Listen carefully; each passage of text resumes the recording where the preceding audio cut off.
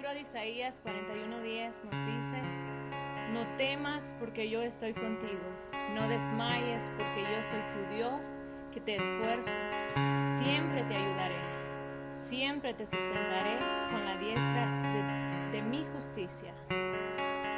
Si tú ahora estás con nosotros adorando al Señor, te invitamos que junto con nosotros levantemos nuestras manos delante de su presencia y adoremos al Señor con libertad.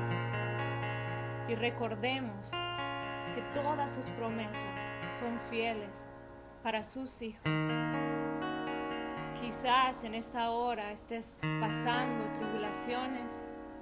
Quizás muchos hemos perdido el trabajo, o quizás enfermamos, o incluso hemos perdido a un ser querido. Y quizás en medio de la preocupación y el dolor ante cualquier situación que hemos vivido, hemos cuestionado a Dios, te hemos cuestionado, Señor. Y queremos pedirte perdón, Señor. Sabemos que tus promesas, Señor, nos recuerdan que no debemos temer. Tu perfecto amor, Señor, echa fuera el temor a cualquier situación que estemos enfrentando. Y reconocemos que tú eres un Dios soberano. Dice tu palabra que tú tienes potestad en los cielos y en la tierra. Y como tus hijos, Señor, hemos decidido vivir bajo tus propósitos, bajo tu voluntad.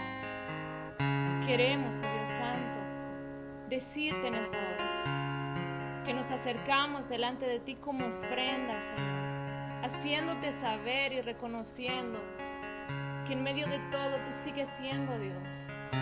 Tú eres Dios digno de ser exaltado. Y no importa mi dolor, Señor.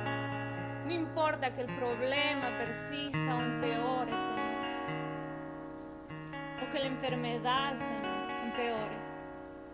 Tú eres digno de ser exaltado. Y mis labios te adorarán. Mi corazón, Señor, buscará siempre de tu presencia, Señor. A ti te exaltaremos para siempre, Señor. Tu palabra dice que por tus llagas hemos sido nosotros curados. Tú, Señor, has sanado todo aquello que ningún hombre, ningún doctor puede sanar. Tú has sanado nuestro corazón, Señor. Tú has limpiado nuestro interior, Señor Jesús. Y sabemos que ante eso, ante tu grandeza, todo lo demás se queda pequeño, Señor. Todo lo demás a nuestro alrededor, Señor, se queda chiquito, Señor, comparado a tu grandeza. Y queremos, oh Dios Santo, en esta hora, clamarte, Señor, por aquellos que estén pasando cualquier situación, Señor. Aquellos, oh Dios, en los que no ha sido posible sanar su corazón, Señor. Sana en esta hora, Señor. Toma, oh Dios Santo, el control en todo, Señor. Humillados venimos delante de ti, buscando tu presencia y tu favor, Señor. Sedientos de tu favor, Señor, de tu descanso, Señor, de tu paz, Señor. Delante de ti, Señor, nos entregamos en esta hora, Señor. Y te pedimos, Señor, por todos aquellos hermanos, Señor, que están atribulados, o por aquellas personas que aún no te conocen, Señor. Muéstrate a ellos, Señor, y haz ese milagro, Señor, el mayor de los milagros que podemos recibir, que es la salvación. Cura ese corazón, Señor, y trae, Señor, esa salvación, Señor.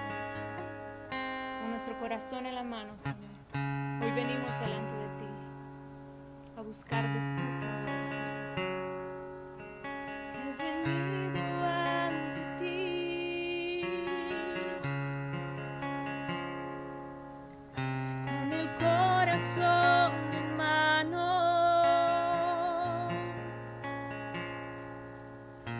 como ofrenda de amor.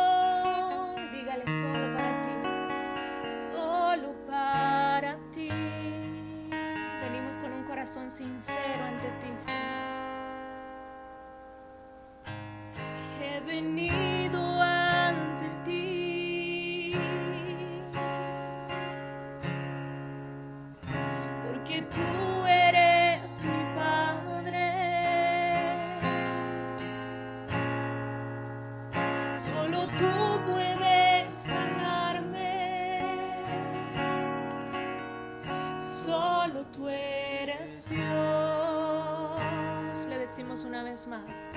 venido ante ti.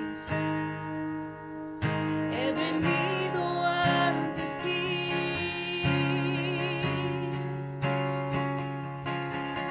Con el corazón en mano, como ofrenda de amor, solo para ti he venido. He venido ante ti,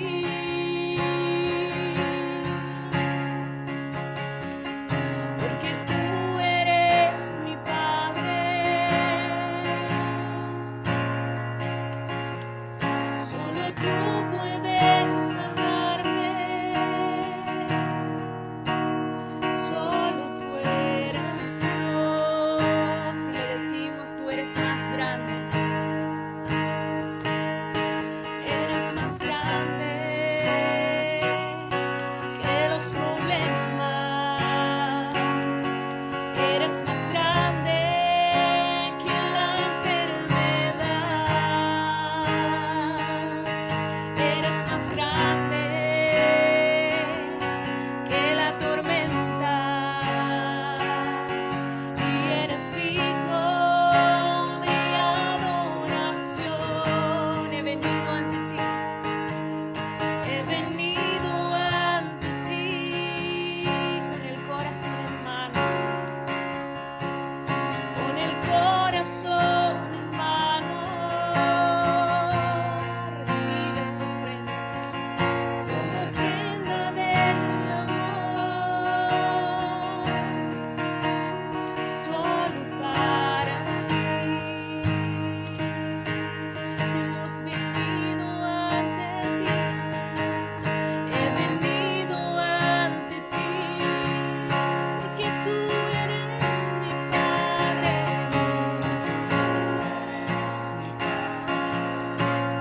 Solo tú puedes sanarme. Solo tú eres Dios. Dígale una última vez, he venido ante ti. He venido ante ti.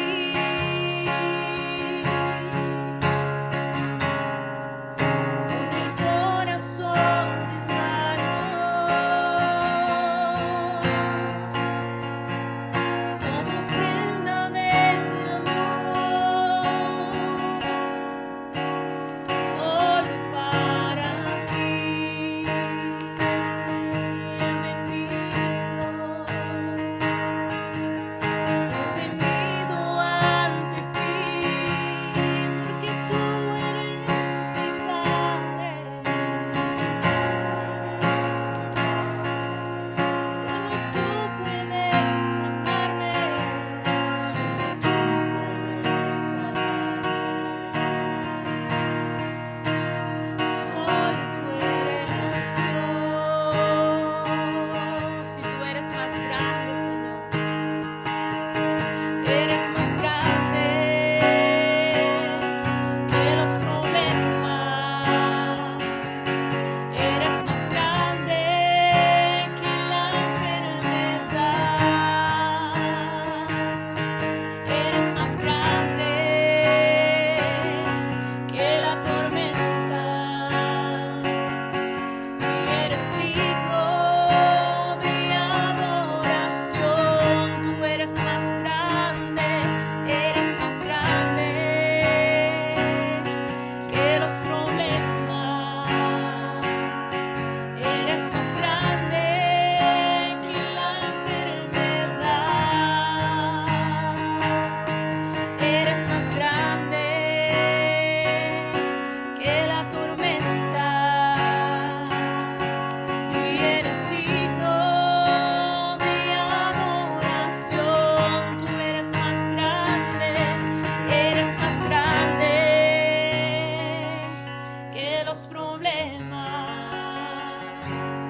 Eres más grande que la enfermedad. Tú eres grande, eres más grande que la tormenta y eres digno de adoración. Vamos, cántale, tú eres más grande que los problemas, eres más grande que la enfermedad. Yo lo creo, Señor, eres más grande que la tormenta y eres digno de adoración. Digamos una última vez, eres más grande que los problemas, eres más grande que la enfermedad, eres más grande que la tormenta y eres digno de adoración. Los ojos de Jehová están sobre los justos y atentos sus oídos al clamor de ellos. Amén.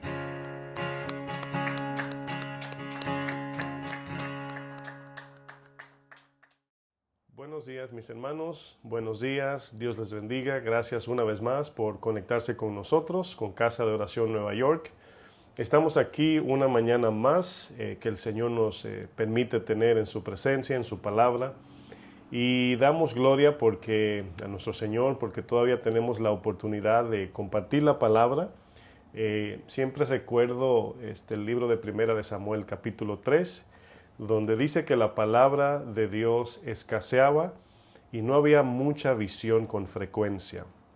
Y en ese tiempo veíamos la negligencia del sacerdote Elí, pero vemos que el Señor levanta a un profeta llamado Samuel, ¿verdad? Lo llama 3 veces y el sacerdote le dice, es Dios quien te está llamando. Y en ese texto vemos cómo la palabra escaseaba, ¿verdad? Y cuando no hay visión de Dios, no hay destino, no hay dirección, no sabemos a dónde ir. La palabra dice que el que anda en tinieblas no sabe a dónde va.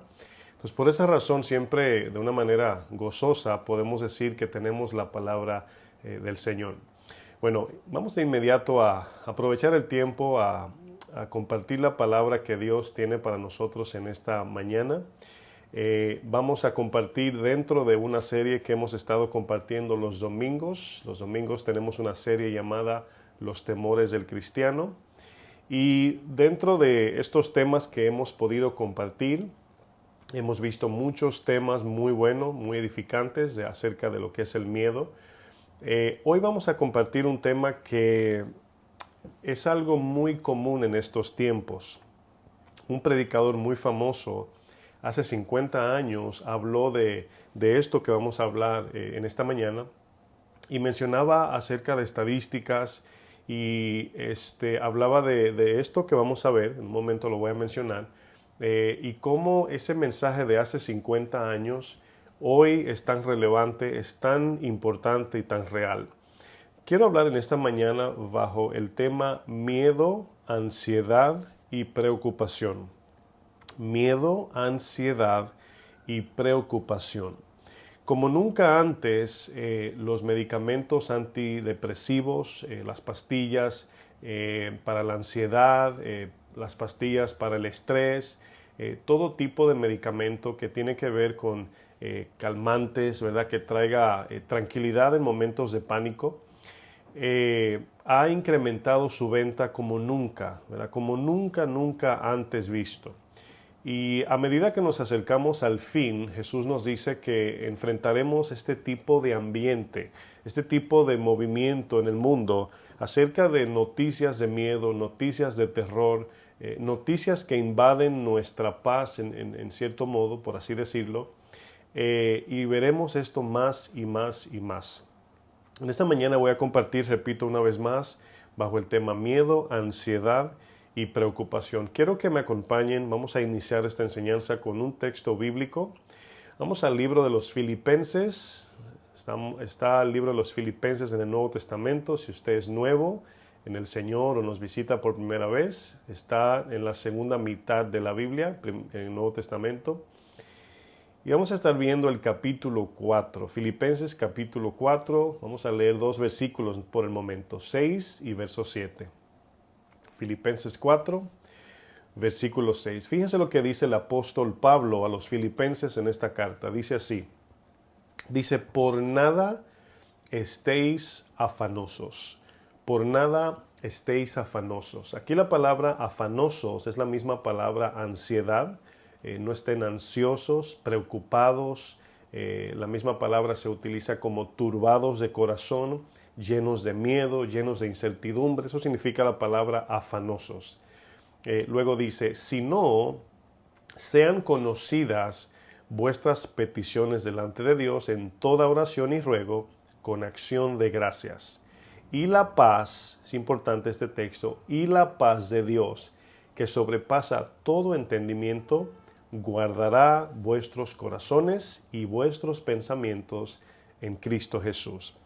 Desde la caída del hombre en el huerto de Edén, hemos sido controlados por el miedo. La mayor parte de nuestras decisiones han sido influenciadas por causa del miedo. La primera reacción de miedo que podemos ver en la Biblia, lo que es la palabra de Dios, del hombre, su primera reacción de miedo, su primera reacción emocional de miedo, no fue ante demonios, no fue ante Satanás, no fue ante las amenazas de los enemigos, no. La primera reacción de miedo que el hombre tuvo fue ante Dios. Vemos en la palabra de Dios cómo Adán escuchó la voz de Dios y dice Génesis 3 que tuvo miedo y se escondió. Ahora, nos damos cuenta de que el miedo es algo natural. Podemos ver, pues si podemos decirlo así, la primera vez que Dios infunde el temor correcto en Adán es cuando le da el mandamiento. ¿Cómo sabemos eso? Porque al darle el mandamiento le dice, Adán, si tú comes del fruto prohibido, del árbol prohibido es la palabra, siempre decimos fruto, pero es el árbol prohibido que dice el texto, ciertamente en ese día morirás. Esa palabra, ciertamente morirás, el día que comieres de este árbol.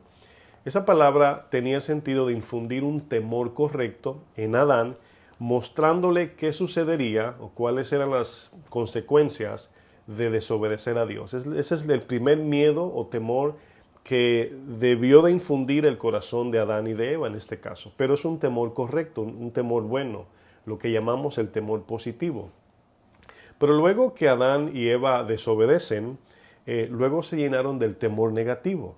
Entonces, fíjense, tuvieron temor del único que los podía salvar, del único que los podía proteger y del único que los podía, vamos a decir, guardar del enemigo, en este caso Satanás. Entonces ellos se acercaron a Satanás, a la serpiente, y le obedecieron, pero cuando vieron a Dios se alejaron de Dios. Fíjense cómo la mentira infundió en el corazón de Adán y Eva un miedo negativo que nos aleja de Dios por el sentido de condenación.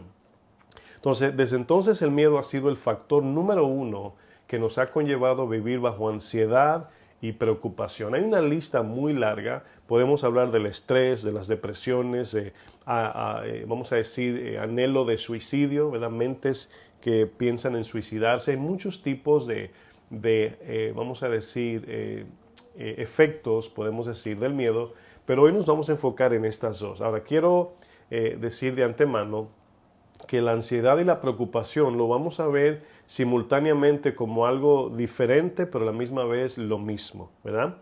No estoy diciendo una cantinflada aquí, sino estoy diciendo que cada uno tiene una definición y una reacción poco diferente, pero bíblicamente está casi hablando de los dos simultáneamente, la ansiedad y la preocupación.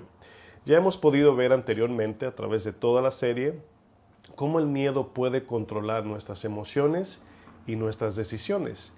Y hemos podido ver algunos puntos de tanto, ¿verdad?, que podemos aprender acerca del miedo. Ya pudimos ver cómo cuando llega el miedo en el corazón de alguien, de inmediato ese miedo toma control de nuestras emociones. El miedo, mis hermanos, es algo tan fuerte, es una emoción tan, vamos a decir, territorial, ¿verdad?, que acapara casi todo nuestro ser, que muchas personas se le va la vista cuando tienen miedo. A muchas personas se le olvidan las cosas cuando tienen miedo. Muchas personas se paralizan, se frisan. Muchas personas hasta desconocen personas que son conocidas por causa del miedo. Entonces, cuando el miedo nos asalta, cuando el miedo llega, suceden un sinnúmero de cosas en nosotros que nos conlleva a sentirnos así como Adán, desnudos, llenos de temor, avergonzados, confundidos, etcétera, etcétera. Quiero leer un texto del salmista, ¿verdad? Aquí en Salmo 119. Este texto que vamos a leer hace un contraste, dando a entender cómo podemos enfrentar la ansiedad o la preocupación, en este caso, cuando llega o cuando nos asalta. Cuando vienen las malas noticias, siempre llegan de manera repentina, ¿verdad? Nunca vienen con un aviso y luego vienen los problemas, sino que repentinamente enfrentamos situaciones. Y el salmista dice en el Salmo 119, versículo 28, vamos allá. El Salmo en este caso, ¿verdad? Hablando del salmista, en el 119, 28 dice, se deshace mi alma de ansiedad. Es decir, la ansiedad destruye mi alma, consume, me angustia, ¿verdad? Me llena de congoja, de tristeza, significa esto. Dice, susténtame según tu palabra. Ahora, la palabra hebrea que se usa para ansiedad es la misma palabra depresión, congoja o tristeza. El salmista expresa un contraste en cómo la palabra de Dios puede, escuche bien, puede sustentar nuestro corazón en tiempos de angustia, en tiempos de ansiedad, en tiempos de estrés, cuando llega la preocupación. Lo que sucede es que la palabra, muchos no entienden que si nosotros no creemos a la palabra de Dios, la palabra de Dios no tiene un efecto en nosotros. El libro de Tesalonicenses, en su primera carta, 5, 2, 13, si no me falla la memoria, dice que la palabra de Dios actúa en los que creen. La palabra de Dios actúa, tiene efecto en los que creen. Si leemos la Biblia y no confiamos de todo corazón en la Biblia, la palabra de Dios, las Sagradas Escrituras, no tendrán un efecto en nosotros. Pues aquí nos damos cuenta que muchos dicen, es que yo he orado, es que yo leo los textos y leo los salmos y me siento igual. El problema surge es que muchos no creen en la palabra de Dios. Y la palabra dice que si pedimos sin fe, no recibiremos tal cosa. Entonces aquí fe tiene que ver con confiar plenamente en lo que Dios ha dicho. Miren, en las iglesias se ha metido una mentira que desafortunadamente se ha convertido en algo muy normal. Y es el engaño acerca de enfermedades incluso mentales, emocionales, que muchas veces, ¿cómo lo pongo? Este tipo de enfermedades que muchos enfrentan, como las enfermedades mentales, puede ser depresión, puede ser angustia, puede ser ansiedad, que también tienen que ver con lo emocional. O cualquier otro tipo de cosa, de que Dios no puede sanar este tipo de cosas. Y han puesto su esperanza y confianza en los medicamentos. Ahora, ¿qué estoy diciendo, verdad? Vamos a encontrar aquí un balance. Estoy diciendo claramente que en la iglesia se ha metido la idea de que ya Dios no hace milagros. Hay doctrinas que declaran que ya Dios no hace milagros. Y por otro lado está el desbalance de que, ¿verdad? Vamos a decir, o sea, tenemos aquí dos puntos para no irnos al extremo. Tenemos doctrinas que dicen ya los milagros cesaron, ya Dios no hace milagros. Eso fue en tiempos de los apóstoles. No sé dónde pondría yo todos los milagros que yo he podido experimentar en mi vida en Cristo. ¿Dónde los pongo? Si he visto el milagro de Dios cada día. Pero luego está el otro extremo doctrinal que dice que si tú tienes mucha fe, Dios sí o sí te sana de tu enfermedad. Sí o sí. Entonces tenemos los que dicen Dios ya no sana enfermedades del cuerpo, cualquier tipo de condición mental o física, etc. Y tenemos el otro extremo de los que dicen que si tú tienes mucha fe, Dios te va a sanar sí o sí. Ahora bien, ¿cuál de estos dos es el balance? Bueno, es muy desafortunado que muchos cristianos confían más en los que dicen ciertos predicadores famosos o populares que lo que dice la Biblia. Hermanos, hemos entrado en una condición dentro de la iglesia donde ahora mismo los infalibles son los hombres que predican. Y Dios ahora es falible porque no miramos lo que dice la Biblia, sino decimos, es que escuché que un pastor dijo, pero no vamos a la Biblia a ver si eso que dijo es bíblico. Aquí la pregunta que nos debemos hacer, y para encontrar un balance, porque nosotros, por ejemplo, como Casa de Oración Nueva York, y todo lo que es Casa de Oración, todo lo que es, ¿verdad?, el conjunto de Casa de Oración a la que pertenecemos, creemos plenamente en los milagros. Creemos que Dios hace milagros, y no solamente creemos, los vemos a diario. Los vemos a diario, mis hermanos. Miren, nosotros tenemos un chat de pastores de Casa de Oración, donde todos ponen sus peticiones, y cada día escucho la lista de peticiones que ponen, pero también escucho las respuestas de Dios, y escucho y veo los milagros, ahí los veo, cómo Dios sana, cómo Dios restaura, pero aquí debemos de encontrar un balance. ¿Por qué? Bueno, pastor, yo veo que Dios nos sana a todos.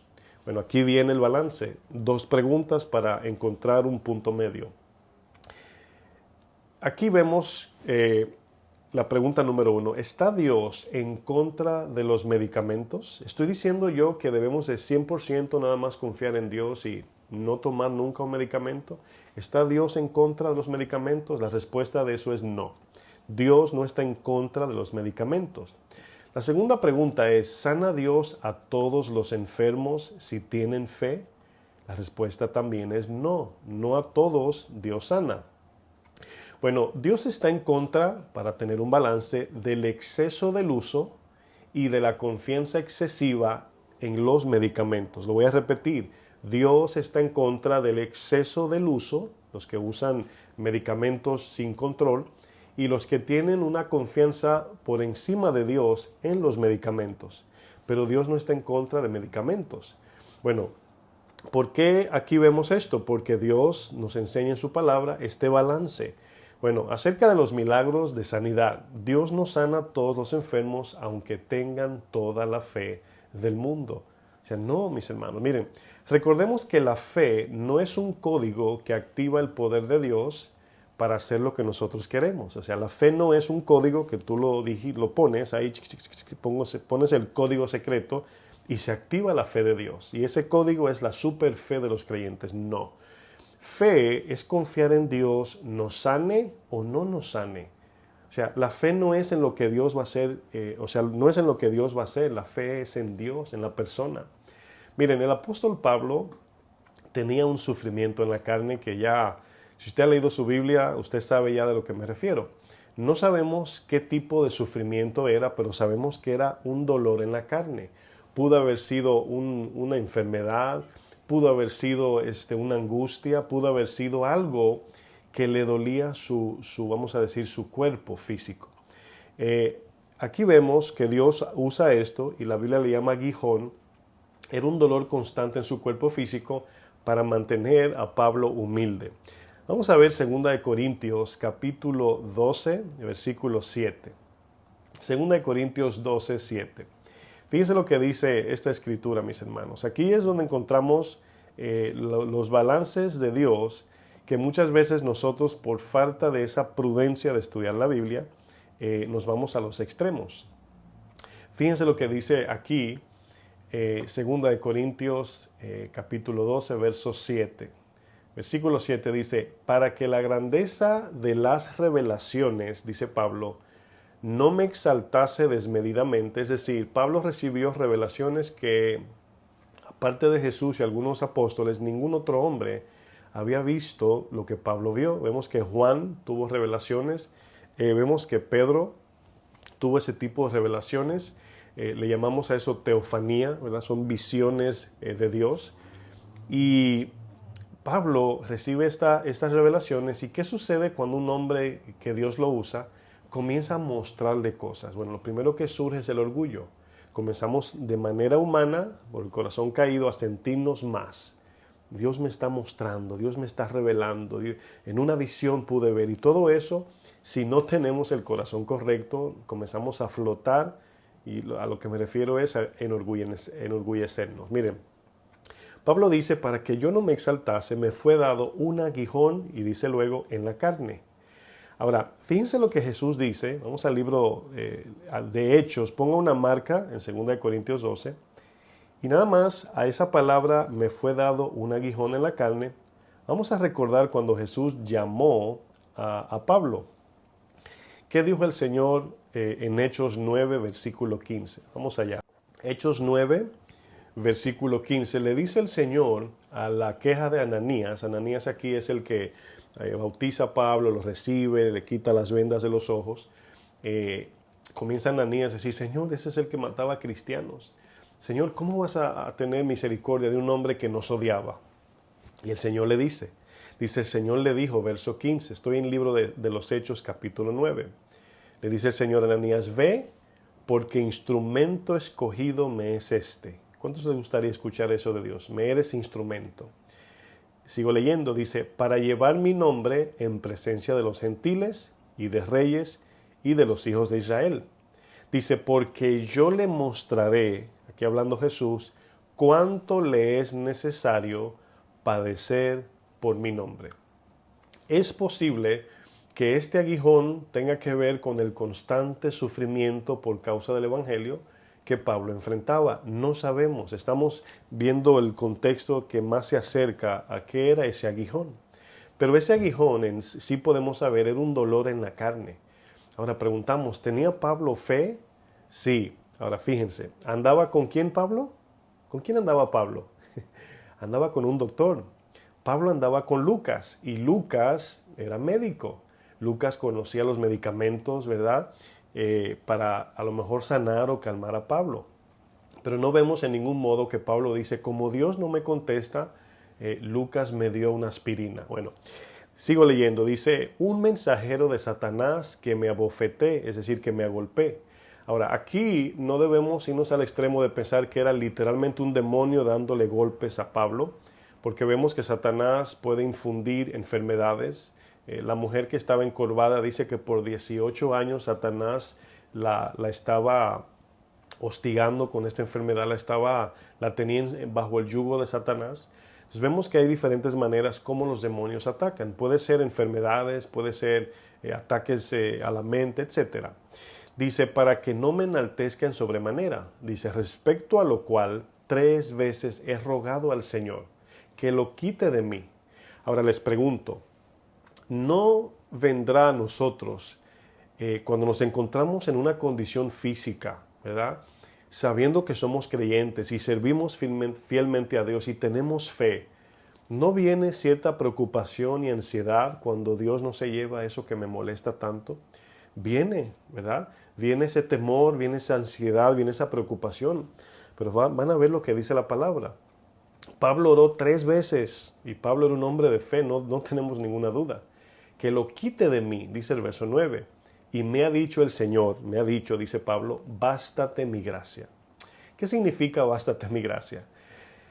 Lo que el Señor hace a través de nosotros no lo hace porque estamos en salud o porque tenemos dinero o porque somos sabios o porque somos poderosos o por nuestra capacidad o virtud humana, sino que en nuestra debilidad, siendo pobres, enfermos, débiles, muchos no saben ni hablar bien y predican el Evangelio, la gracia de Dios es suficiente. Bástate mi gracia, porque mi poder se perfecciona en la debilidad. Aquí el Señor dice, si tú quieres ser fuerte, quiere que te quites este aguijón, te vas a enorgullecer y vas a pensar que tú eres preferido, eres especial, y necesito mantenerte con este yugo manso, humilde. Porque cuando tú te haces humilde, te conviertes en un vaso limpio y disponible para que la gracia de Dios trabaje a través de ti. Dios mira de lejos a los orgullosos, Dios mira de lejos al soberbio, a los que no se someten a su palabra, a su orden, Dios lo mira de lejos. Y hay mucha gente orgullosa diciendo, Dios me dijo, Dios me mostró, pero la palabra no se puede contradecir. Si Dios te dice que no hagas eso y tú lo haces, Dios no está contigo porque Él dice que te ve de lejos, o sea, se aleja de ti por tu soberbia. Dice, por tanto, de buena gana, o sea, me someto, dice Pablo, me gloriaré más bien en mis debilidades, es decir, me voy a conformar. Ahora, ¿qué está diciendo aquí el texto? Pablo ya no tenía desespero, ansiedad, preocupación por su condición, sino que abrazó su condición. Dice, para que repose sobre mí el poder de Cristo. Aquí Pablo no siguió insistentemente, Señor, ¿cuándo me vas a sanar? Señor, me duele mucho, Señor, me molesta. El Señor le dijo, mi gracia te basta. Con mi gracia tienes todo. Miren, Colosenses 4:14 nos afirma de que Lucas era un doctor. Esto nos dice que Dios no estaba en ningún modo o no está en contra de tratamientos médicos. Aquí lo importante para no caer en ningún tipo de confusión es que cada creyente debe tomar decisiones en fe. ¿A qué me refiero? Que si algún cristiano dice, pastor, yo puedo sobrevivir gracias a un tratamiento que el doctor me recetó. Bueno, aquí cada quien debe tener convicciones muy arraigadas en la palabra de que Dios, te ha dado el permiso o la convicción de que tomes ese tipo de decisiones, de que tú uses ese medicamento dentro del orden de Dios, todavía confiando en Dios, no en el medicamento. Y vemos claramente aquí que Dios no está en contra de los medicamentos. No hay un texto en la Biblia que nos diga que no usemos medicamentos, pero sí hay miles de textos que nos hablan de que no confiemos más en la esperanza del hombre, en la capacidad de los hombres más que de Dios. Miren, vamos a ver un ejemplo médico. Lucas 8:43. La palabra dice que todo lo que no procede de pecado, pero todo lo que no procede, repito, todo lo que no procede de fe es pecado. Todo lo que no procede de fe es pecado. Romanos 14:23 dice eso. Y lo que el texto quiere decir es que toda decisión que nosotros tomemos, si no se origina en la palabra de Dios, si no es aprobado por Dios y si no lo hacemos confiados en Dios, dice la palabra, eso es pecado. Aunque sea una buena obra de caridad. Es como que yo de repente diga, voy a tomar, ¿verdad?, de las ofrendas que entran a la iglesia, voy a abrir una fundación para niños. Y me imagino que van a decir, wow, señor, pastor, gloria a Dios, eso es de Dios. Pero si Dios no me mandó, es pecado. Porque Dios me llamó a pastorear, a alimentar sus ovejas, cuidar sus ovejas, orar por sus ovejas, discipular sus ovejas. Es mi llamado. Aunque aquello parece una buena obra, si lo hago fuera de la voluntad de Dios, es pecado. Entonces ya no es el hacer eso o no hacer eso el pecado, sino salirnos de la voluntad perfecta de Dios. Fíjense este ejemplo que voy a usar con una mujer, ¿verdad?, que no tenía un flujo de sangre en su vida por más de 12 años, que no se le iba. Usted conoce la que tocó el manto de Jesús, pero nada más voy a leer Lucas 8:43 para que vean la referencia de este texto. Dice, pero una mujer, escuche bien, una mujer que padecía de flujo de sangre desde hacía 12 años, fíjense lo que va a decir a continuación, y que había gastado en médicos todo cuanto tenía y por ninguno, dice, había podido ser curada. Ahora, ¿qué está diciendo el texto? Muchas cosas. Número uno, la condición que ella tenía, solo Dios podía curarla. Eso es número uno. Solo Dios la curó. Cuando ella tocó el borde de su manto, ahí vemos la fe de esta mujer, ¿verdad? Dijo, si solamente tocar el borde de su manto. Ahora, este tipo de fe que esta mujer usó no fue egoístamente pensando nada más en su condición, sino cuando ella dice, si solamente toco el borde de su manto, estaba hablando del gran poder de Dios, de la grandeza del Señor, que nada más Él podía sanarla. Y el Señor, como muchos le dijo, quiero.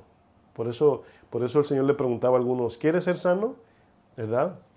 O algunos le decían, Señor, si quieres, puedes sanarme. ¿Por qué le dicen si quieres? Porque no le doblaban el brazo a Dios, no le declaraban, o no le decían, yo tengo mucha fe, Señor, sáname. No, el Señor a algunos le dijo, quiero.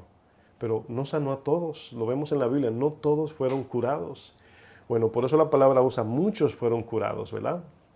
Aquí vemos un punto número uno. El punto número uno es de que esta condición de esta mujer solo Dios la podía curar. Número dos, vemos que la Biblia no condena el uso de medicamentos o de consultas médicas. No, el texto no está condenando eso. Y lo número tres que vemos es que muchas veces nosotros podemos poner toda nuestra confianza en la medicina, en la tecnología, en el avance médico y darnos cuenta de que solo Dios puede sanar. Bueno, ¿por qué estamos hablando aquí de milagros y medicamentos? Sí, pastor, pensé que el tema era miedo, ansiedad y preocupación. Bueno, preguntémonos, ¿qué es lo que trae ansiedad? ¿Qué es lo que trae preocupación? ¿Qué nos trae miedo? Aquí nos damos cuenta que hay muchas promesas en la Biblia que Dios dice o que Dios le da a los cristianos, pero muchos no creen. Muchos no creen porque hay dos posiciones importantes, o mejor dicho, tres, ¿verdad? Reitero, tres posiciones acerca de una condición física o alguna mala noticia, vamos a decir. Está la parte donde Dios permite en su soberanía que tú vayas al médico, te den una pastilla, un tratamiento y te sanes, ¿verdad? Pero sabemos que como creyentes oramos, Señor, ¿verdad? Que esta pastilla haga su efecto. Señor, usa al doctor que me va a atender, me va a examinar. En ti confío, Señor, ¿verdad? Esa es la primera parte. Ahí está lo médico. Pero luego está la oración por el milagro, ¿verdad? Que debe ser la primera, pero ahí está. Señor, sáname, yo confío en que tú puedes sanarme. Pero la tercera es donde Dios no te sana, ni el médico ni Dios. El médico porque no tiene la capacidad, pero Dios no te sana porque hay un plan mucho mayor que tu sanidad. Así como a Pablo no le quitó el aguijón. Algo más importante de esa parte de lo que es la sanidad tuya en este caso. Bueno, si entendemos estas tres, tendremos paz y no nos llenaremos de ansiedad. Porque aun si nos morimos, la palabra dice que del otro lado nos espera la mejor ganancia, la vida eterna. Entonces, por eso estamos en reposo, disfrutamos lo que Dios nos da, vivimos la vida hasta el máximo en el orden de Dios, hasta donde Dios nos dé vida, pero descansando que un día todo se va a quedar. Bueno, debo añadir aquí para no entrar en confusión, que si tu convicción como creyente, ¿verdad? Tienes convicciones, has orado a Dios, has confirmado a través de Dios, que tomar tus medicamentos según tu doctor te receta, bueno, eso es una decisión de cada quien. Pero ya estamos viendo que esa persona oró, buscó dirección de Dios, Señor, voy a someterme a este tratamiento, y Dios en su soberanía lo permite y te dice adelante, ¿verdad? ¿Cuántas cosas no ha hecho Dios en un hospital por ir allí? ¿Cuántos médicos no se han convertido? ¿Cuántos médicos al tratar, eso es lo que se llama soberanía, que cuando el hombre confía en el doctor o en la medicina o en el hospital, en la cura humana, Dios permite eso para que los médicos vean que no es científico esto, es milagro, es un milagro de Dios. ¿Cómo puede un doctor darle vista a un ciego? Bueno, yo no tengo dudas que un día lleguemos a ver gente con ojos robóticos. Yo no tengo dudas, ya lo estamos viendo, ¿verdad? Prótesis que parecen, ¿verdad? Van a tener más fuerza que un brazo real. Y la palabra dice que al enemigo se le va a dar autoridad para revivir personas. Nuestro punto aquí importante es que permanecemos en la palabra. Nos sane Dios, nos sane o no la medicina, o nos quedemos enfermos. Confiamos en Dios sí o sí, mis hermanos. Mire, vamos a ver un ejemplo en Primera de Pedro, un ejemplo que nos ayuda a entender un poco mejor lo que estamos hablando. Primera de Pedro capítulo 5, vamos a ver desde el verso 6 hasta el verso 11, vamos a leer. Primera de Pedro 5.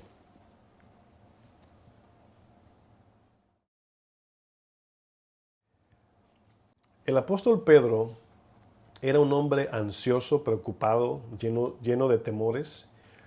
Y él como nadie nos puede dar una ilustración real de cómo son los seres humanos cuando no confían en Jesús.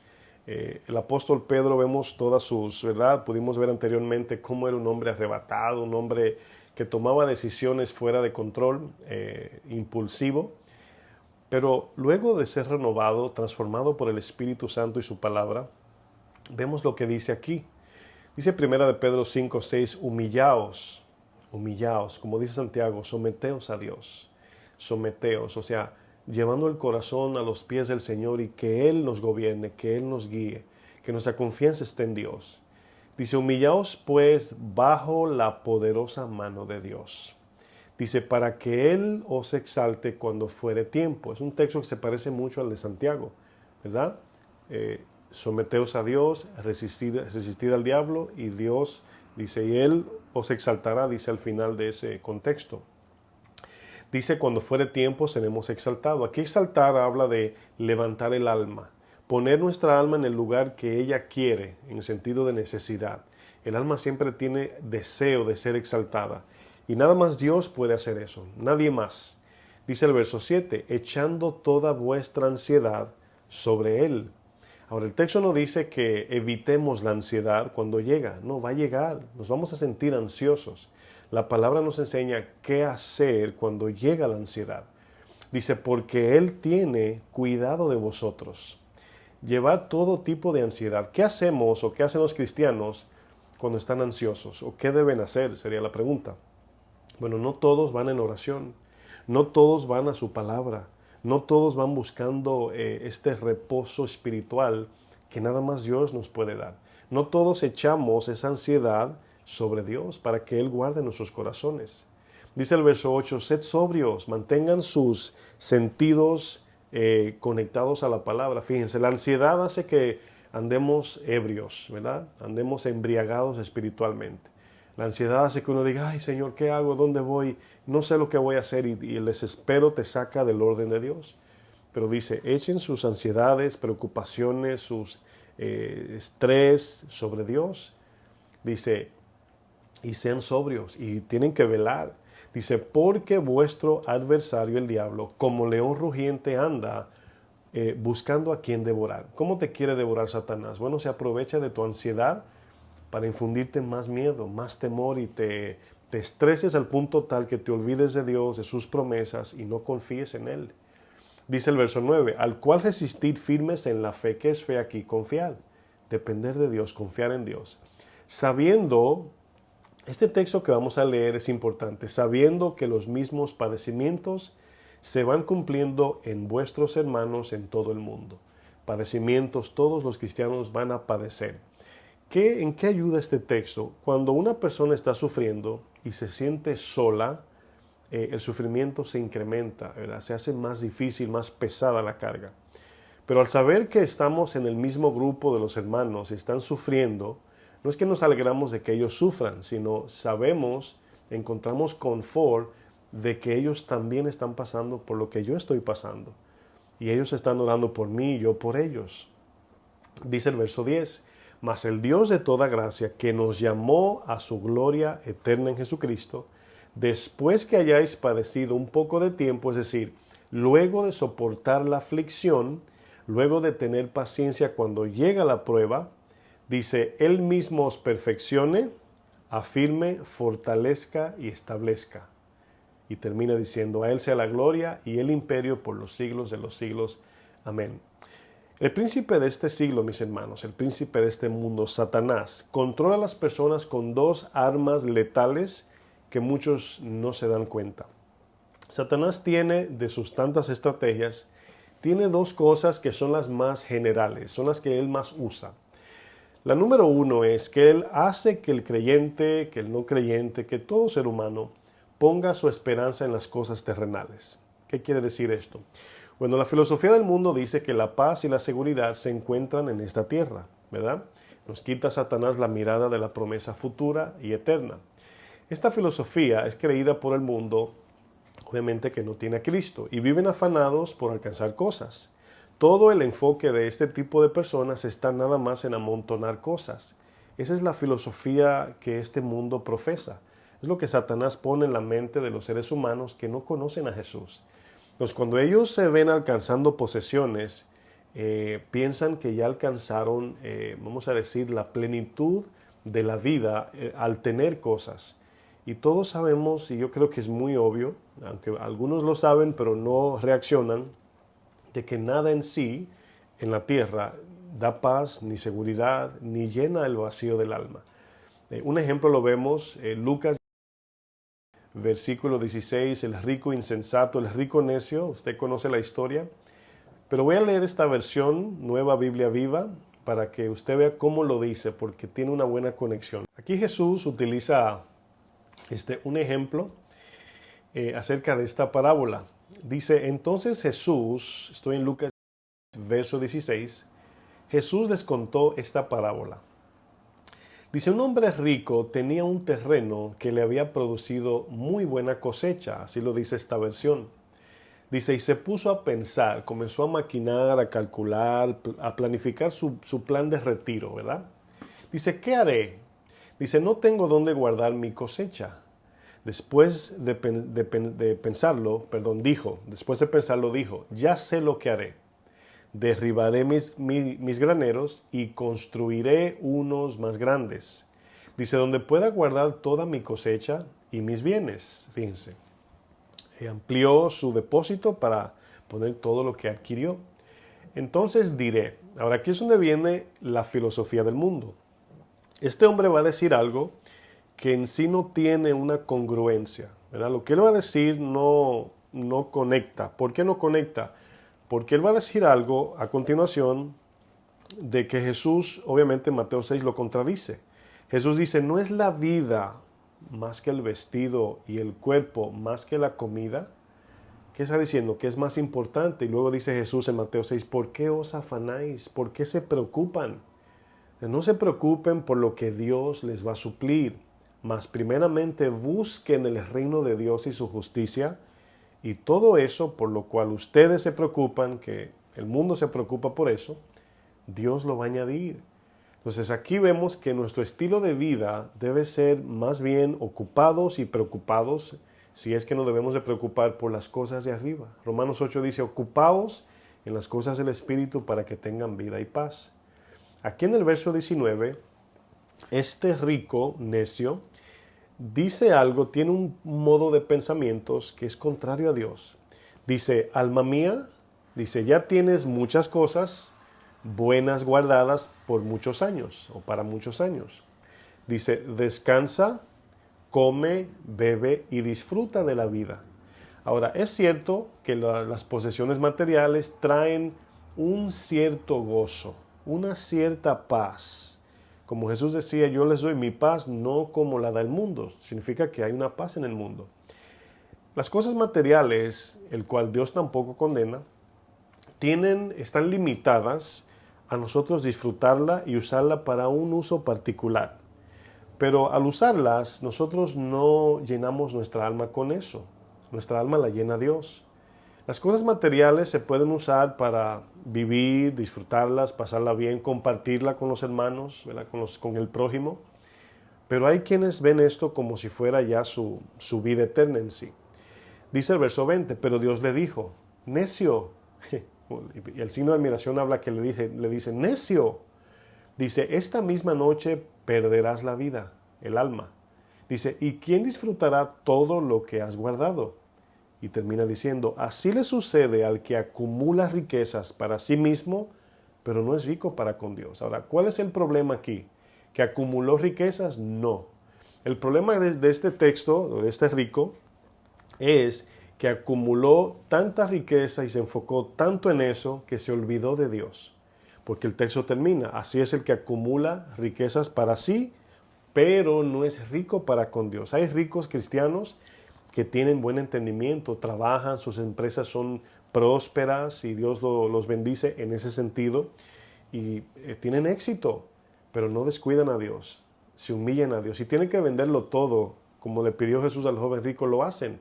No se estresan cuando baja la economía porque su banco está en los cielos, sus finanzas no están basadas en la tierra sino en los cielos, pero hay que tener un entendimiento claro y balanceado. Y vemos ahí esa parte que Satanás, esa es la primera táctica que Satanás utiliza para esclavizar a la gente.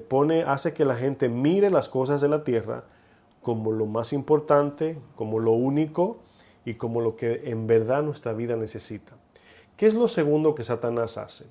Satanás entonces va a su segunda táctica y es la amenaza de perder lo que hemos adquirido.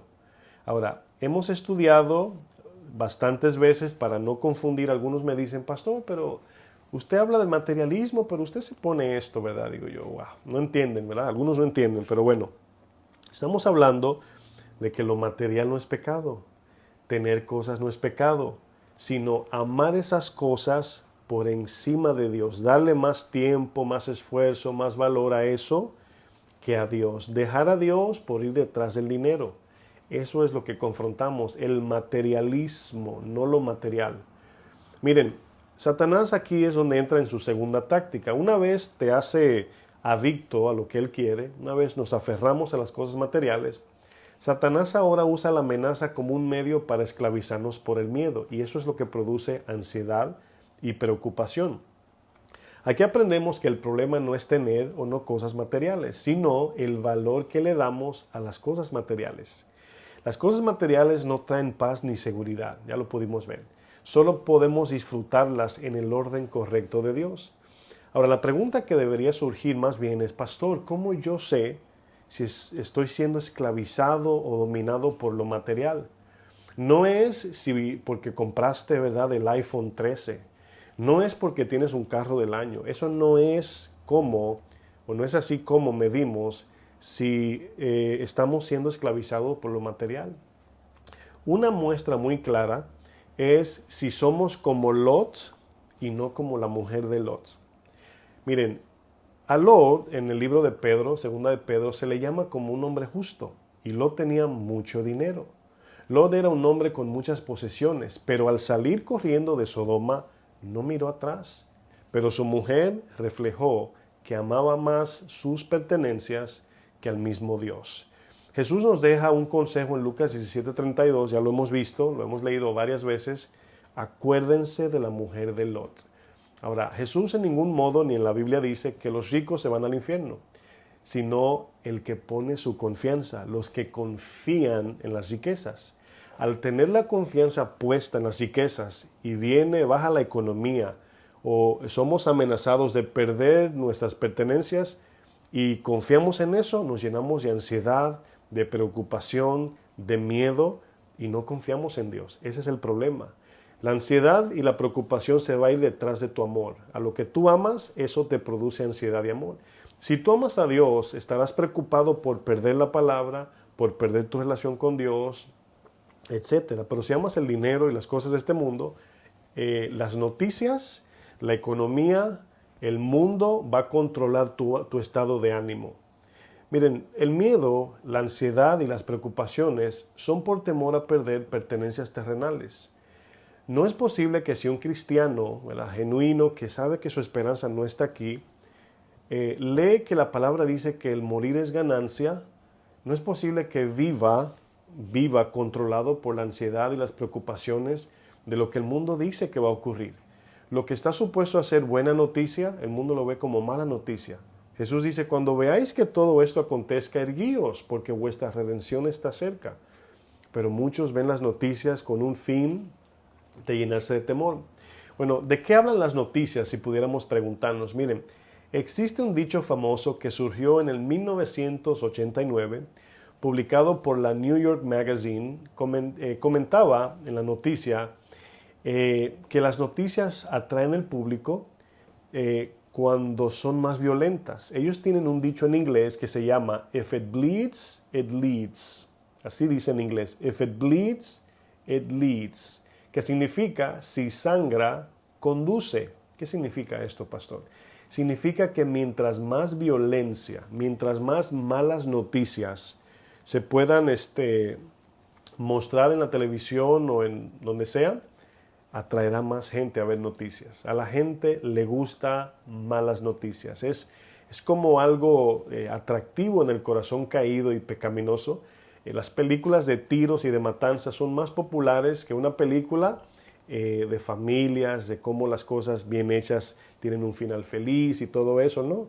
Las películas incluso son 99% tiros, matanzas, etcétera, y el 1% al final es la celebración del final feliz. Pero en sí la gente no disfruta el final feliz, sino toda la acción del tiroteo, de matando personas, etcétera. Y los medios sociales saben que eso es atractivo. Esto habla de que las noticias atrae al público y a la vez infunde miedo, y eso es lo que produce ansiedad y preocupación. Miren, es increíble, están hablando del estímulo, ¿verdad?, del cheque que quiere dar el presidente, ¿verdad?, de los 1,400, de los 1,200, no, ni siquiera sé cuántos son ya. Y cada vez que entro a Google a buscar algo, Google tiene a su entrada principal las noticias allí también. Y lo primero que te presentan todos los días es Biden con un lapicero en la mano, ¿verdad?, firmando los cheques. Y abajo dice, ya casi viene el cheque. y ya casi viene el cheque, y ya casi viene el cheque, y están pensando dar un poco más, y ese es el estímulo de no sé qué. Y usted no se imagina, hermanos, la gente, ¿verdad? Cuántas veces investigando, y ya viene el cheque, y si abren el buzón, abre el sobre, a veces el cheque, y es una paranoia, mis hermanos. Y no nos damos cuenta que estamos siendo controlados por los medios sociales, las noticias, y no en la palabra de Dios. Si viene el cheque, gloria a Dios. Si no viene el cheque, gloria a Dios. No tenemos esperanza en ese cheque o en lo que sea. Si usted estudia bien economía y cómo se maneja un país, ese cheque ni conveniente es que nos los den. No es conveniente porque eso habla del problema económico que tenemos. Pero muchos dicen, no, mis 1,200 son para mí, a mí no me importa que el mundo se hunda. El problema es que el hoyo que está en el bote, tú estás montado en él. Y a veces estamos, en vez de sacar agua del bote, estamos haciendo el hueco más grande. Pero bueno, esos son otros temas. Hagamos una pregunta, mis hermanos, si podemos tomar un segundo. ¿Quién controla mi estado de ánimo? Es una pregunta importante. Cuando yo estoy contento, triste, cuando estoy angustiado, cuando estoy ansioso, preocupado, pongamos en la balanza y preguntémonos, ¿verdad? ¿Es Dios que produce esto cuando no tengo lo que Dios, cuando no estoy en la palabra, cuando no estoy obedeciendo, cuando no sirvo a Dios? ¿O es cuando veo las noticias que viene amenaza de que la economía va a bajar o no sé qué? ¿Qué controla mi estado de ánimo? ¿Dónde encuentro mi paz? ¿Las noticias? ¿En los medios sociales? ¿O en la palabra de Dios? Debemos de ser honestos en esto, hermanos, porque usted puede decir amén en la palabra de Dios y usted seguir viviendo una vida ansiosa y preocupada sin tener reposo y paz en el Señor. Sin lugar a dudas, mis amados, llegarán momentos de miedo y ansiedad y preocupación a nuestra vida. Van a llegar. La palabra de Dios no nos dice que nunca permitamos que eso llegue, pero sí nos dice qué hacer cuando nos asalte, cuando nos sorprenda ese momento de ansiedad, de preocupación o de miedo. Y primera de Pedro 5:7, ¿verdad? No tenemos que leerlo, volver al texto, pero recordamos lo que dice, echando toda vuestra ansiedad sobre Él. ¿Qué hago, pastor, cuando me siento así? Orar, ir a su palabra, lea los salmos y usted va a ver gente angustiada y gente depresiva en los salmos, gente llorando, mojando las almohadas de lágrimas. Y vemos que esa oración vertical es una conexión y no siempre Dios se lleva el dolor. No siempre Dios te quita la enfermedad, no siempre se va ese pensamiento que te atormenta, sino que aún teniendo todo eso que nos rodea, ponemos nuestra confianza en Dios, descansamos en Dios, esperamos en Dios, hermanos. Aquí la palabra ansiedad que aparece en primera de Pedro 5:7, en la Biblia aparece diferentes tipos de términos usando la palabra ansiedad. Puede ser afán, preocupación, turbación o depresión. Si buscamos en un diccionario actual, ¿verdad? Que no tiene que ser necesariamente bíblico, ¿qué significa ansiedad? Esta es la definición de ansiedad como el mundo la entiende. Ansiedad es un sentimiento de preocupación, nerviosismo o angustia, generalmente por un evento que se aproxima o algo con un resultado incierto. Pero la preocupación se parece mucho, la definición de preocupación.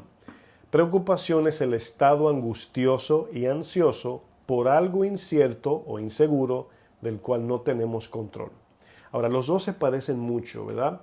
Pero vemos que podemos tener ansiedad y la ansiedad nos conlleva a impulsarnos a tomar decisiones, valga la redundancia, decisiones impulsivas. La ansiedad produce comprar de manera ansiosa, de manera compulsiva, comer de manera impulsiva, hablar de manera impulsiva. Eso hace la ansiedad, te hace buscar algo que calme ese dolor y angustia que tienes dentro. Por otro lado, las preocupaciones hacen que nos olvidemos de las cosas importantes, hace que nos enfoquemos nada más como si fuera un microscopio mirando nada más eso que me preocupa. Las preocupaciones te tornan egoístas, ¿verdad? Nos tornan egoístas porque nada más nos enfocamos en mi problema y nos olvidamos del servicio a Dios, de que hay otros hermanos alrededor del mundo que están pasando por lo mismo. Las preocupaciones nos hacen dudar de Dios, las preocupaciones martirizan la mente, nos enferman, etcétera, etcétera. Y todo eso es por el miedo. Ahora bien, La misma palabra lo dice, preocuparse, significa ocuparse antes de tiempo. Es decir, imagínese una persona, ¿verdad? Que algún amigo le dijo, te voy a pasar a buscar por tal esquina, espérame ahí, yo voy en un carro rojo, estoy ahí en 20 minutos. Bueno, hay personas que a los 5 minutos están así con el cuello como jirafa o como tortuga, lo entran y lo sacan y dice, ya viene. Y yo creo que ese es el carro, no, ese carro es naranja. Yo creo que es aquel. Hasta que no llegue, no llega. El nosotros sacar el cuello como jirafa y adelantarnos o preocuparnos por eso, no va a hacer que llegue más rápido. Entonces creamos un problema de algo tan sencillo, esperar. Eso le pasó a Abraham, se desesperó a la promesa de Dios y se adelantó, se llenó de ansiedad y preocupación y tuvo a Ismael y le fue mal. Entonces cuando Dios te dice espera, tenemos que esperar. Ahora mismo tenemos el edificio de la iglesia listo, terminado, y los hermanos me dicen, pastor, ¿y cuándo vamos a comenzar los servicios? ¿Al tiempo de Dios? Pastor, ¿y ya este domingo? Al tiempo de Dios. Y ya al tiempo de Dios. O sea, ya no podemos hacer más nada que orar, ayunar y esperar. No podemos hacer más nada. Yo no me puedo, si yo me lleno de preocupación y ansiedad, no puedo predicar. No puedo servir a los demás. Nada más me enfoco, hay que abrir, hay que abrir. Bueno, al tiempo de Dios. Sí hay una parte humana que somos responsables del papeleo, de lo legal. Estamos en eso, estamos haciendo eso, pero no nos vamos a llenar de ansiedad o preocupación porque queremos entrar al edificio. Bueno, a veces me pregunto si esa misma ansiedad de entrar es porque algunos quieren ya servir al Señor, ya quieren arrepentirse de su pecado, ya quieren santidad y consagración. A algunos nada más les gusta el edificio, algunos van, reciben la palabra y siguen viviendo igual. Y usted dice, ese era el desespero, ¿verdad? Pero bueno, vamos a volver a Filipenses para ir sobre el final. Filipenses 4, versículo 6. El texto que leímos al inicio, vamos sobre el final. Dice, por nada estéis afanosos, por nada estéis ansiosos o preocupados, sino sean conocidas vuestras peticiones delante de Dios. En este caso, usaba el ejemplo de la iglesia donde nos vamos a mudar. Nada más nos queda pedirle a Dios, Señor, ayúdanos a entrar. Señor, abre puertas. Señor, si el enemigo está poniendo un tropiezo en esto, Señor, derriba los argumentos del enemigo. Oramos, ayunamos, buscamos en su palabra, pero esperamos también. Porque el hecho de que yo me angustie por algo, Dios no lo va a hacer antes o después. El tiempo de Dios es el tiempo perfecto. Es diferente si nosotros como creyentes no estamos haciendo nuestra parte, entonces Dios sí detiene su obra por nuestra negligencia. Es decir, si nosotros estamos, vamos a decir, Dios quiere que entremos, por así decir, en 2 semanas, pero Dios mira el corazón de la gente y nos ve fríos, nos ve indiferentes, que nada más pensamos en lo nuestro, nada más queremos entrar, pero no tenemos la actitud correcta, entonces Dios detiene eso, soberanamente lo frisa hasta que nos arrepintamos, ¿verdad? Y eso es posible también. Y por esa razón aquí el texto dice, si estamos llenos de ansiedad, oremos a Dios. Señor, tengo esta preocupación, pero aquí la pongo. En tus pies la pongo, Señor. Aquí te la presento. Señor, quiero comprar esto, Señor, y me siento así como angustioso de comprar. Pero voy a esperar, Señor, si tú me das permiso, si tú me permites, Señor, si tú suples y me das la señal de que puedo. Si no, tranquilos. Dice luego el texto, delante de Dios traemos todas nuestras ansiedades, afanes, dice en oración y ruego. Le pedimos, pero también rogamos. Aquí rogar habla de que es de pedir si Dios quiere. Rogar es pedir si Dios quiere. Por eso termina diciendo con acción de gracias. Voy a ser grato a lo que Dios diga. Voy a estar agradecido si Dios me dice que sí o si Dios me dice que no. Dios es el que sabe. Entonces yo les ruego a Dios si Él quiere. No le demando, no le decreto, no le declaro. Les ruego, Señor, si tú quieres, Padre. Si tú quieres. Y el Señor dice a veces sí quiero, a veces dice no quiero. Y luego dice, y Dios aquí, fíjense, aquí es lo importante. En ese afán que tenemos por alcanzar aquello, cualquier situación, ya sea que Dios te sane, una respuesta del médico, una respuesta de trabajo, que Dios te supla una necesidad, pagar una deuda, no sé cuál sea tu razón. Pero aquí es donde vemos que yo presento mi petición con ruego y acción de gracias ante Dios. Señor, quiero esto. Señor, quiero esto, ¿verdad? Pero tú eres el que sabe. Si tú quieres, yo descanso si me dices que sí y descanso si me dices que no. Cuando tenemos esa actitud, sucede algo en el corazón. Que si estábamos buscando paz en aquello que le pedíamos a Dios, ¿verdad? Dios aquí dice que cuando tenemos un corazón sumiso, agradecido, dice el verso 7, y la paz de Dios, que sobrepasa todo entendimiento, guardará vuestros corazones y vuestros pensamientos en Cristo Jesús. Esto es maravilloso lo que dice, porque aquí está diciendo que cuando queremos algo y no lo podemos obtener, nos llenamos de ansiedad. Pero Dios, cuando ve el corazón que lo estamos entregando, Señor, si tú quieres, y Dios, por ejemplo, te dice, no te lo voy a dar, esa paz que Dios te va a dar, tú vas a decir, wow, mira, le pedí esto a Dios, no me lo dio, pero me siento pleno o plena, o me siento lleno, regocijada, regocijado, contento. Me siento bien, ¿verdad? Dios me dijo que no, pero lo tomo bien, porque la paz que sobrepasa todo entendimiento significa que Dios te va a dar una paz que tú vas a decir, wow, no sé de dónde vino esta paz, no sé cómo la recibí. Sabemos que de Dios, pero aquí sobrepasa todo entendimiento es porque es tan grande y tan plena que va a ser suficiente. Especialmente en estos tiempos necesitamos este texto grabado aquí, mis hermanos. Si no tenemos la paz de Dios, las noticias, la economía, las guerras, las amenazas contra la iglesia nos van a tribular y vamos a perder la paz y la confianza en Dios. Pero aquí Dios guardará nuestros corazones y nuestros pensamientos en Cristo. Ahora aquí vemos la actitud en esta parte. ¿Cómo vive una persona controlada por la ansiedad y por la preocupación? Amargada, en pánico, paranoico, desanimado o desanimada y asustada. Y vemos que no queremos esto en nuestras vidas para servir a Dios de manera libre. Miren, hay un punto que antes de terminar, quiero aclarar. Muchas personas piensan que el mensaje de la Biblia es un mensaje pesimista, ¿verdad? Pesimista quiero decir, ellos dicen esto por la razón de que la Biblia enfatiza mucho en el dolor, en el sufrimiento, en la muerte, en el castigo y en el juicio de Dios. Pero muchos ignoran que las personas que viven bajo un futuro incierto sufren más de ansiedad y depresión que aquellos que son avisados del futuro, aunque éste traiga calamidad. Me explico. Una cosa es ocultar la noticia a alguien porque es mala noticia y otra cosa es decirle la mala noticia. Algunos dicen no le digas eso porque le va a dar no sé qué. Bueno, cada uno tenemos que enfrentar, ¿verdad? Y claro, hay que usar sabiduría en cada caso, es diferente. Pero mayormente hablando es más sano, ¿verdad? Enfrentar nuestras pruebas que alguien trate de esconderla. Miren, quiero leer 2 proverbios para que vean un ejemplo en principios, pero el tiempo me alcance. Proverbios 22, verso 3. Fíjense lo que dice.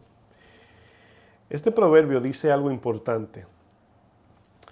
Nosotros necesitamos conocer cómo enfrentar el futuro. Quizás Dios no te diga exactamente todo lo que va a pasar en tu futuro, pero la Biblia te prepara para soportar las aflicciones.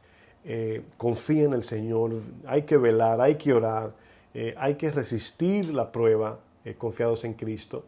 Y este proverbio dice, Proverbios 22, 3 dice, el avisado, fíjense, el avisado, el que recibe el aviso, dice, ve el mal y se esconde. Ahora, eso es un principio, aquí lo podemos decir así. Nosotros recibimos la noticia de lo que va a suceder y nos preparamos. Ese es el sabio. Dice, mas los simples, los necios, dice, pasan y reciben el daño. ¿Qué quiere decir? Que muchas veces nos advierten de cosas y decimos, no va a pasar nada. Hace unas semanas atrás un pastor nos compartió un video de otro pastor, un pastor americano que decía que venía una escasez y venía, vamos a suponer, iba a haber dificultad para adquirir alimentos. Mi esposa y yo no nos asustamos, pero dijimos, vamos al supermercado mañana y compremos comida. Ahora, no pasó nada. Pero si invertimos los papeles, es decir, decimos, no va a pasar nada, y no compramos nada, y pasa, ¿qué hubiese sucedido? Entonces, no nos fue mal porque necesitábamos comprar comida como quiera. Pero no es que nos llenamos de miedo, sino sabiamente nos preparamos, compramos, hicimos una compra y si vienen y hasta se nos olvidó, si usted supiera, pero nos preparamos. Ahora fíjense otro texto en un contexto contrario a lo que estoy diciendo. Proverbios 18, verso 1. Y aquí habla, fíjense cómo las personas que no tienen confianza en Dios, los que no son cristianos, pero mayormente los que no confían, viven una vida de persecución, ¿verdad? Y aquí no me estoy refiriendo a la persecución del mundo, sino un sentido de persecución, ¿verdad? Como que se sienten sin paz, como que lo andan buscando, ¿verdad? Dice Proverbios 18.1, 28.1, 28, ¿verdad? Perdónenme, dije 18. 28, verso 1. Este texto me da risa por lo que dice, porque es tan real. Dice, huye el impío sin que nadie lo persiga. Dice, mas el justo está confiado como un león. Este texto está bueno porque aquí lo que está hablando es de la conciencia, ¿verdad? Huye el impío sin que nadie lo persiga. Entonces, al nosotros no tener la confianza, puesta en el Señor, estar confiados en el Señor, como dice el proverbio, como un león confiado, ¿verdad? Los leones no dan marcha atrás, ¿verdad? Pero aquí no está hablando que debemos de ser leones, no. Dice confiado como un león. Nos enfoquemos en la confianza de un león. Sabemos que el león de Judá nos protege. Pero nos damos cuenta que aquí la ansiedad, la preocupación, todo eso, siempre encuentra su terreno en el corazón que no tiene fe, que no confía en Dios, que no descansa en su palabra, que no espera en su palabra. Miren, en términos médicos, las personas que esperan impacientemente por un diagnóstico tienden a enfermarse más por la preocupación y la ansiedad causadas por el miedo y por la incertidumbre de una mala noticia. Las personas que dicen, me hice una prueba, ¿verdad?, vamos a decir, del COVID, y están ahí, ay Dios mío, la prueba, y seré positivo, y seré negativo, y todo eso, hermanos, crea una ansiedad y preocupación, pero está la parte donde debemos descansar en Dios. Pero a diferencia, hay aquellos que reciben reposadamente un diagnóstico, aunque sea con mala noticia, pero descansan, ¿verdad? Bueno, si me llegó la hora, estamos en las manos de Dios. Si me enfermé o tengo cáncer terminal o me llegó la hora, la vida eterna me está esperando del otro lado. Y eso hace que estemos bien. Pero el que no se quiere ir de esta tierra comienza, ay, Dios mío, Padre, ¿qué va a pasar? ¿Y si no pasa esto? Y ahí comienza el problema del miedo controlando nuestras emociones. La Biblia siempre nos prepara para lo peor, confiando en lo mejor. La Biblia nos prepara para lo peor, confiando en lo mejor. La palabra dice que por haberse multiplicado la maldad, el corazón de muchos se va a enfriar. Y aquí recordamos al apóstol Pablo con Silas en la cárcel, cómo estaba adorando al Señor allí. Y en esta misma actitud el apóstol Pablo le dice a los filipenses desde la cárcel, regocijaos en el Señor siempre. Otra vez, regocijaos. Vuestra gentileza sea conocida de todos los hombres, el Señor está cerca. Miren, desde la cárcel Pablo les escribe a los filipenses y les dice, regocíjense. Y viniendo de Pablo, no tenían cómo refutar su consejo. Decían, no, tú dices eso porque tú andas de vacaciones, no porque te fuiste a un resort.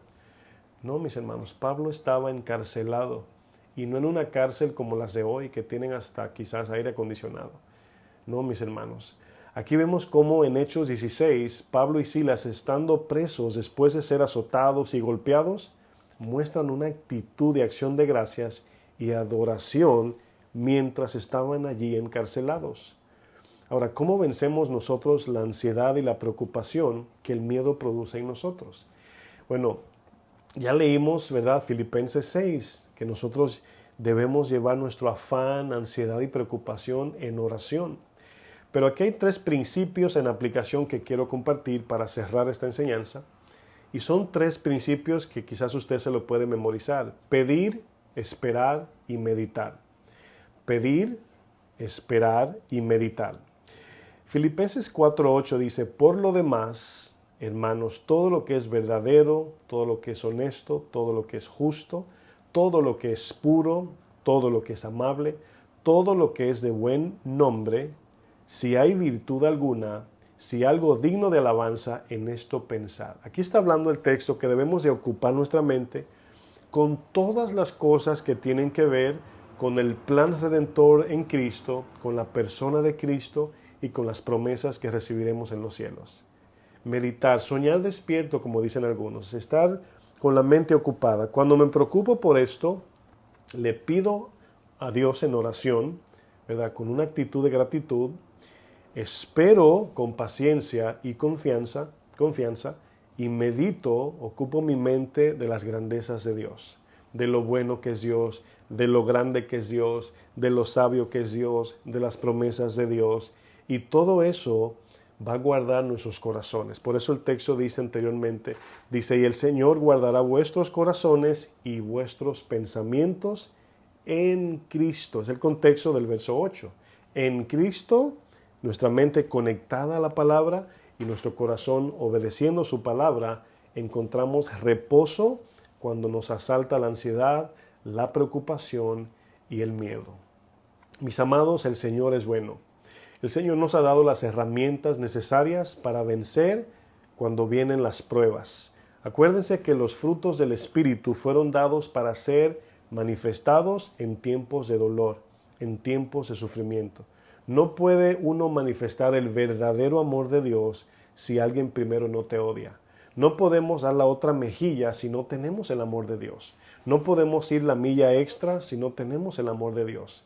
Entonces las pruebas para el creyente son necesarias para que la gloria de Dios sea manifestada y el mundo haga distinción entre el amor del mundo y el amor de Dios. Al ver el amor de Dios, dice Mateo 5 del 14 al 16, dice, para que los hombres vean vuestras buenas obras y glorifiquen a vuestro Padre que está en los cielos. Cuando el hombre ve el tipo de amor que Dios manifiesta a través del creyente, el tipo de confianza y servicio que damos a Dios, entonces el hombre dice, verdaderamente este Dios es verdadero, verdaderamente este Dios es bueno, verdaderamente este Dios es el único que salva. Y por eso es importante en estos tiempos aún más, quizás no le diría yo, ¿verdad?, que no vea noticias, ¿verdad? Hay que ver noticias, pero en porcentaje, ¿verdad?, permanezca en la palabra. Y si ve noticias, ¿verdad?, siempre a la luz de las Escrituras. Cuando las noticias digan, va a bajar la economía, usted recuérdese, la economía en el cielo nunca baja.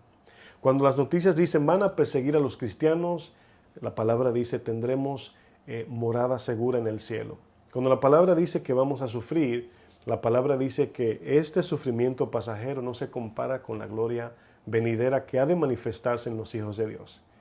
Cuando la palabra dice que viene mucho mal, recordamos que la palabra dice que todas las cosas nos ayudan a bien para aquellos que amamos a Dios. Así que mis hermanos, que Dios les bendiga. Vamos a terminar con una oración pidiéndole a Dios que lo que hemos aprendido sea de bien en nuestros corazones y que podamos abrazar lo que hemos aprendido. Padre, gracias, Señor. Bendito eres, bueno eres, Señor. En esta hora te pido, Señor, que lo que hemos estudiado en esta hora pueda quedarse en nuestro corazón como un sello, como algo que no se remueve de allí, Señor, porque vendrán tiempos difíciles donde sin duda enfrentaremos momentos de ansiedad, momentos de preocupación o momentos de miedo. Pero ¿qué haremos con ese miedo? Es lo que va a marcar la diferencia. Ya leímos en Filipenses y en 1 de Pedro 5 que traemos todo eso a tus pies y lo dejamos allí, nos olvidamos de eso y meditamos en tu palabra. Sabemos que tú guardarás nuestros corazones y nuestros pensamientos en Cristo, Señor. Gracias te damos porque tenemos de dónde agarrarnos, tenemos quien nos dirija y tenemos quien nos guarde en tiempos de dificultad.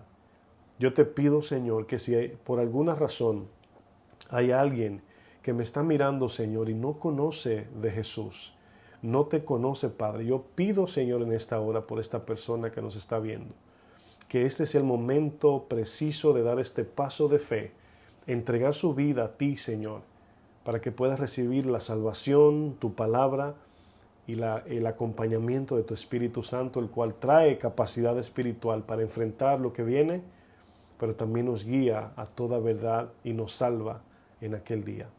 Gracias, Señor, por tu palabra. en el nombre de Jesús. Que Dios les bendiga, mis hermanos. Pase bonito el resto del domingo. Como siempre les recuerdo, compartan la palabra. Llevemos el Evangelio, ¿verdad?, a través de los medios sociales a todo el mundo y enfoquémonos en la palabra. No juguemos con el pecado. Cristo viene pronto, mis hermanos. Preparémonos para lo que nos espera. Dios les bendiga.